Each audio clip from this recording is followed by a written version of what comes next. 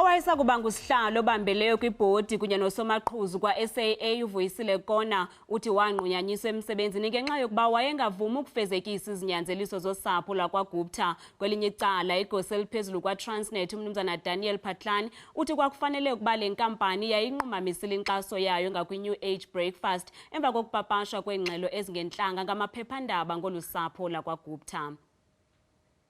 Owayesakuba ngusomaqhuzu SAA umnumzana Vuyisile Kona uxelele ikomishoni kaZondo ukuba wamenyelwa kwikhaya lokusapho lokwaGupta kumnumzana Siyabonga Mahlangu nowayengumcebisi womphathiswa wamashishini karhulumente kwelo xesha umnumzana Malusi Gigaba.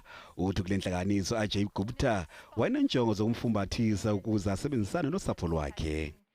I found it strange that an advisor of the minister would call me to an individual's house. If somebody wants to meet me in my official capacity as an official of an institution, they need to come and see me at my workplace. Igosa eliphezulu kwaTransnet umnumzana Daniel Phatlane unike ubungqina ngesivumelwano sentengiso phakathi kwale nkampani neNew Age. UPhatlane uxelele ikomishoni ukuba le nkampani yosapho lwakwaGupta zange ivume ukutyikitya isivumelwano sokuqhalwa kwaso nangeliphi ixesha ithanda iTransnet. I thought it was cancelled out. Actually, in my mind, I was referring to 2011, and I realized later, no, it's not the 2011 that I'm talking about.